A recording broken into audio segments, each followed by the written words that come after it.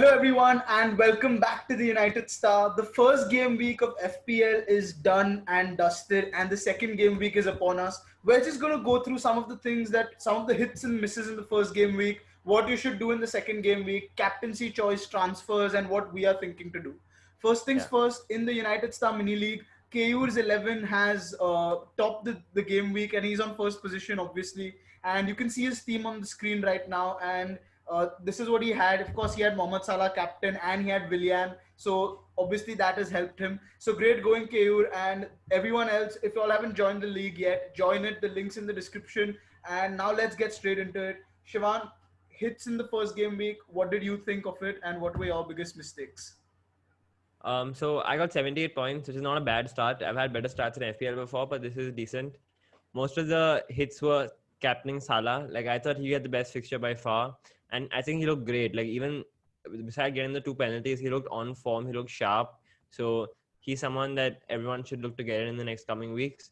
Otherwise, I had Justin who got me 9 points. I had Jimenez who many people did not have, so that's someone who did well for me. But the big mistakes I made was I got him Pulisic. I thought he might start. Lampard said that he's available, so I thought he might get 20 minutes of the bench, but it looks like he's still injured. So that's something I might look to transfer out. And I made the mistake of getting in Vinagre instead of Saiz, so that cost me 15 points. But otherwise, not a bad start to my game week. How was your game week? So I got 80 points in the game week. Bittersweet because my team was absolutely fantastic. You can see on the screen my team's there. It fired at all cylinders, you can say. And the biggest mistake I made is on the last minute, in the final hour, I changed my captaincy from Salah to Aubameyang. And Arsenal scored 3 goals, and Aubameyang was involved in just one of them, which I think is an exception. It normally does not happen. So that was my biggest mistake. Otherwise, obviously, Arnold didn't have a good game. McCarthy was not good, but I got my points from Saiz, 15 points there. Calvert-Lewin, which like you had Jimenez, I had Calvert-Lewin, which a lot of people don't have. So I think overall I'm quite pleased with my team because if I would have captained Salah, I would have been at about 93 or 94 points. So I can't complain. I have a very balanced team, I think, going into the next week. So Yeah. I'm happy with that. Um, but let's talk a little bit more about which players you think for game week 2 are sort of on your watch list, or Okay. which teams are on your watch list also. Yeah, so right now it's important to look at in the first game week which teams are playing well under a new manager, new formation, new players coming in. So one team that really impressed me was Everton. They look great because they got in a completely new midfield. They gotten Doucouré, Allen, and James Rodriguez, and James just looked like the James of old. Like he looked silky. Every touch was just perfect, and he created 5 chances, which is more than any other player in the game week. And he had a couple of shots as well. So he just looked great overall against a Tottenham side that didn't look amazing in my opinion. So he's someone definitely to keep an eye on because they have 3 easy fixtures after this. They have West Brom at home and a couple of other good fixtures. So I think James is someone definitely you should look at. Even Luca Dean from Everton, he got the assist for the goal also. And I think with Allen and Doucouré now screening the defense, they have a much better defensive proposition. And even with thoughts of Fikayo Tomori coming in on loan. So I think Everton defense is one that can be really great this season. So these are 2 guys I'm looking out at. Otherwise, Wolves also really impressed me because they just came out of the blocks last season. I think they only scored very few goals in the first half, but now they came out in the first 6 minutes. They scored 2 goals. Jimenez looked great. Podin started at 5.5. Unfortunately, Vinagre didn't start, but we have Marsal and we have Saiz as defensive options. So overall, Wolves look like a great team to watch. And the other two teams that look good were, in my opinion, Arsenal, but we can't judge that yet because they played Fulham. And I think Leicester also looked good against West Brom, but West Brom and Fulham, I think, are going to go down. So these are the 2 teams. If you're having someone against them, that's someone you can target in terms of captaincy. I think Shivan, I think I agree with you in James, but I would like to stick with my option that Yeah, DCL yeah. is actually a better option than James because he's in the end going to get you the goal. I think so. I think he's the better option. I completely agree with your Wolves assessment. I think with the fact that they don't have Europa this year, I think it's going to help them a lot. And Yeah. I want to also mention Leeds here. It looks like Leeds might concede a lot of goals, but having an attacking Leeds player might be helpful because to score 3 goals at the home of the champions is not easy. Big teams have failed to do that, and I was very impressed with the way they were moving forward. On another day, they could have easily had 5 goals. So Yeah, no, actually, even defensively, they conceded 2 penalties. So yeah. if you look at it, and this third goal also a set piece. So if you look at the XG, the non-penalty XG conceded was quite low. So I'm actually quite high on Leeds defense, even though they conceded 4 goals. I Hmm. think they can do well because this was their first partnership also for Robin Koch and the other guy. I can't forget his name. There's Liam Cooper is also going to come in the defense. So I think they're going to improve defensively also. So Yeah. Ailing and Dallas look quite attacking. So there's someone I have Ailing in my team. So I'm bullish on the Leeds defense as well. Right. I'm also another player I want to pick out is Tariq Lamptey. I think he was Yeah, fantastic in that game yeah, against Chelsea, and I think he is a great option at 4.5 in defense. He essentially plays in midfield.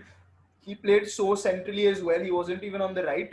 So I think he's a great option. The two sort of alarming things I think Shivan touched up a little bit upon was Spurs. Spurs looked very flat. Harry Kane was not looking like himself at all, and even Human Son not particularly good. But the second half first, especially. yeah, exactly. The second half Spurs just came out very flat. But it was the first game. I'm yet not very sure whether I would take either of them out if I have them in my team because it's just Yeah, one yeah, game. And Everton are also a well-oiled unit. So let's not forget it's not the same Everton from last season that's just going to roll over. They've got world-class players in there. So I think Pickford had a very good game as well. On another day, Spurs could have got a goal or two. I think Pickford had his one good game of the season and he'll play for England for the next 3 years. But besides that, I think these are the two teams and Chelsea. Chelsea looked appalling. I mean, they scored 3 goals, but absolutely appalling. I mean, yeah. Kai Havertz did not look good at all. Maybe he needs to play a central role, but he's not the midfielder I'd bring in right now. Werner won the penalty, but again, besides that, he didn't do much. He looked No, I okay. think Werner didn't have the service. He Yeah, looked quite great. He was making runs in the channels. He looked like Chelsea's best player on the day, maybe apart from Reece James. But he just didn't have the service around him. They didn't really have anyone to progress the ball high up. I think they yeah, were already missing Pulisic and Kovacic right. in the midfield. I think the Kante Jorginho double pivot with Ruben Loftus-Cheek doesn't really add much to their team. So I think they'll get better. It's their first game. I Yeah, expect them to get better, but yeah. they look quite disappointing. Yeah, I was. They look. That's what I was just gonna say. That maybe you might want to wait till all the Chelsea players are back and fit. Till bringing, Yeah, maybe don't double up on Chelsea assets just yet. So I yeah, think we've covered the teams, sort of that majority of the teams. I think Newcastle attacking. I think Saint yeah, Maximan is a good option because you see that they look much better with the addition of Hendrick, Wilson, and Andy Carroll. I think yeah. Maximan is a good bet now. No, I think Alan St. Maximin actually I'd rather get in a Wilson or a Fraser because we saw St. Maximin got fouled too many times and I think he's someone who looks better uh, while playing football than in terms of FPL because he doesn't really have that end output and he was on the wide he was wide too much and he didn't really get into the box as much as I would like. So I think Wilson looked great because every attack was going through him and they had like 10 shots I think against West Ham. So they're definitely one to watch, especially if they continue that form and with Fraser coming into the team. So I'm bullish on Newcastle as well. Yeah, I kind of agree, but I yet think Maximan for 5.5 will provide those returns. Maybe Mitrovic for Wilson if you can save that money there and bring in a Wilson for Mitrovic might be because Mitrovic came on, but Fulham didn't look particularly good. No. And just one final thing before we move on to transfers for this week is Sheffield United. I think they're there for the taking. I said it. If you've seen our preview videos, obviously this is not related to FPL, but I've said it that Sheffield might go down this season, and I wouldn't be surprised because they have nothing to offer. And in terms of FPL, all their players are very overpriced. So I Yeah. don't think that you should be going in that direction of bringing a Sheffield United player in. So let's move forward now. Game week 2 is almost here. One day to go now. Who do you bring in terms of transfers? Who are your key players to bring in? So key players are obviously the United and City assets. I think United have a great fixture at home to Crystal Palace. Even though Palace look good against Southampton, I think Bruno Fernandes, Martial, maybe even Rashford, if you have the money and if you've planned to get them in your team, definitely get them because you want to get them in before, like for this good fixture. I think after that they've got a couple of tough fixtures with Tottenham and uh, but they are Brighton away then Tottenham at home. So I think get them in now. City assets, I think you can wait one more week. Wolves away will be a tough fixture. I'm not sure with Mahrez and Laporte what their situation is with the COVID situation. So Hmm. defensively, they might still be weak. I don't know if Aguero is fit yet, so I'm going to wait one more week for City assets. Otherwise, what other players who you should look at is Everton assets. If you want a 1 week punt, definitely look at Arsenal because Arsenal have a good fixture at home to West Ham. But otherwise, I'd say don't make too many huge transfer decisions.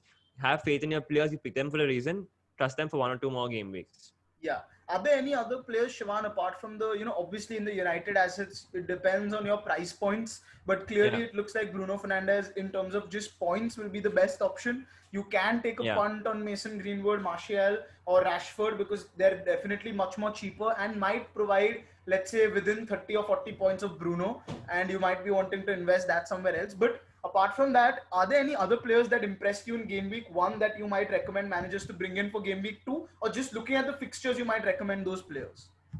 So, looking at the fixtures and the way they played, the one player I'd recommend, not only for Game Week 2, but Game Week 2 onwards, is Podence from Wolves. I think he looked great at 5.5. So, he's someone that I'm definitely looking at. And the other one who I'm most likely going to get in this week is James Rodriguez. So, that's the two players because I want to target this nice three fixtures that Everton have. So, Hmm. he's my probably top tip for this week. Right. And also, I want to also, I think that if you're not looking to bring in United City players, Burnley is back. Burnley are starting off once again. Their defense, if you don't already have someone on the bench from their defense, it might be good to pick them. If you, I think it could be beneficial. So I think that's another avenue. Like Shivan said, Everton looks good. I think Everton and Arsenal both look good, but Arsenal have a difficult run of fixtures.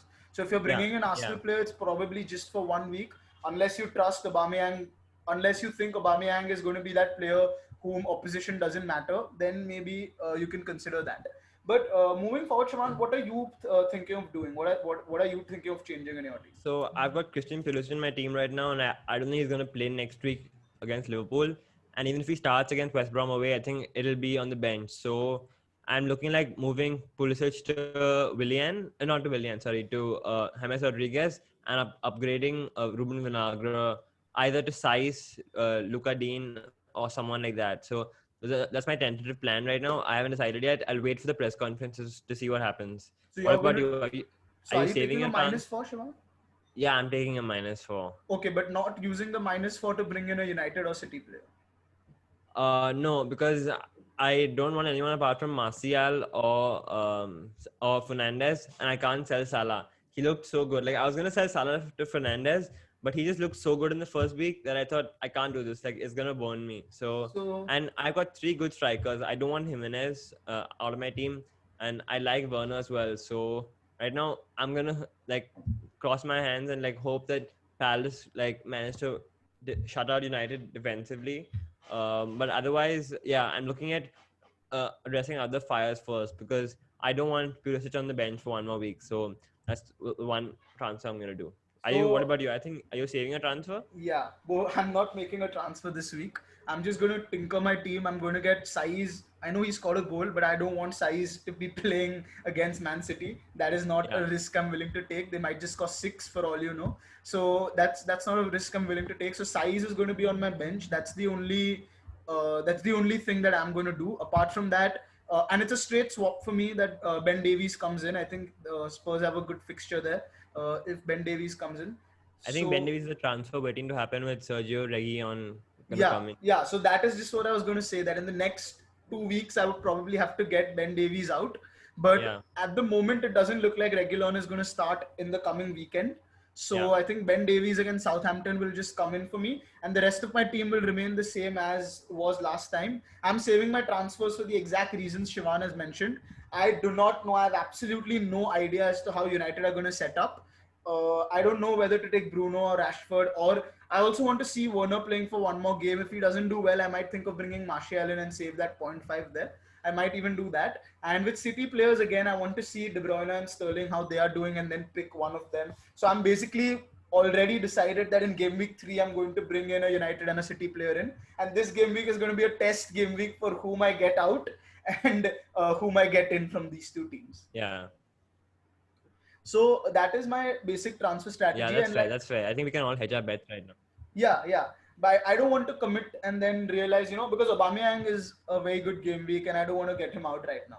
So I think that is what I'm thinking of doing, and I think it's fine. Werner has an injury concern, but he said it in the post match himself that it's not much and he should be fit. So I'm not Yeah. worried that I think he will start, and I'm expecting Chelsea and Liverpool's game to be very high scoring. I am definitely expecting that because Chelsea can't defend and Liverpool somehow seem to have forgotten how to defend.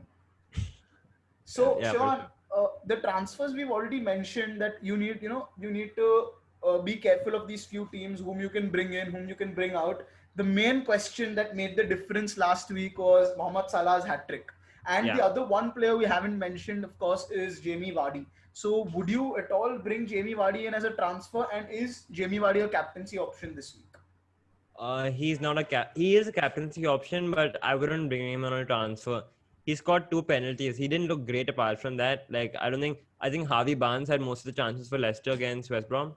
So he's definitely a great option. Like if you have him in your team, that's a great differential. But he's not a captaincy option compared to the other captaincy options out there. I think Aubameyang at home to West Ham is the standard captaincy option because West Ham just looked terrible defensively. I don't know what's happening at that club. Like I think it's turmoil between the management and the players. David Moyes is clueless, obviously. So I think Aubameyang is a great shout, and he has a new contract as well. So he'll want to prove that and he'll want to show why he's worth that money. So he's the number one captaincy option. Other than that, I think it's Bruno Fernandes. We'll have to wait and see how fit he is, but I think the United hardly had a break, so I'm guessing they'll all be fine. Hmm. We just whether how he manages his minutes with Donny van de Beek and all that. But otherwise, I think Bruno Fernandes will have a good game against Crystal Palace. So I'm expecting him to be the next best option captaincy wise. Right, and a differential, Shivan.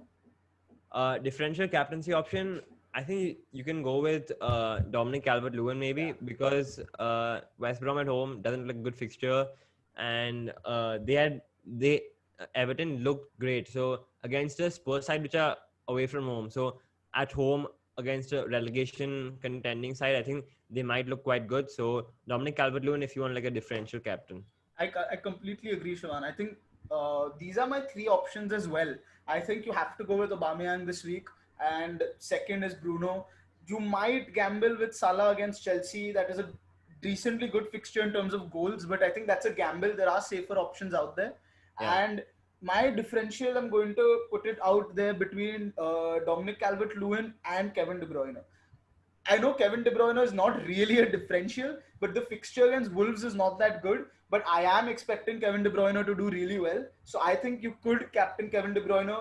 I mean, there's not much to explain when it comes to Kevin De yeah. Bruyne, but so that's my thinking. But my main captaincy pick has to be Aubameyang, and I think a lot of managers will go that way this week. Yeah, for sure. That's going to be the highest captain. I think even this week he was the most captain player. So I'm expecting him to be the most captain again. Yeah.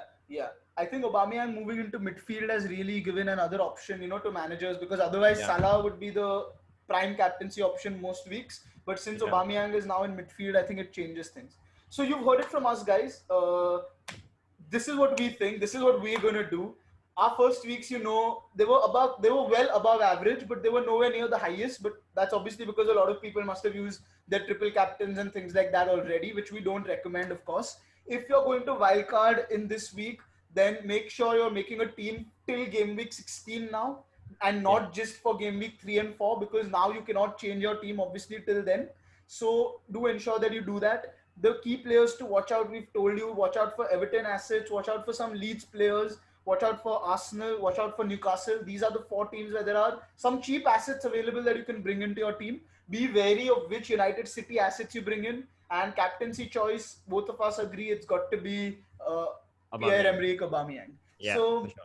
so that's about it, guys. If you haven't joined our mini league yet, please do join it. The links are in the description below. And as we said, the winner was Keur's 11. And let's see what happens in week 2. We're very excited and see you all soon. Thank you. See you.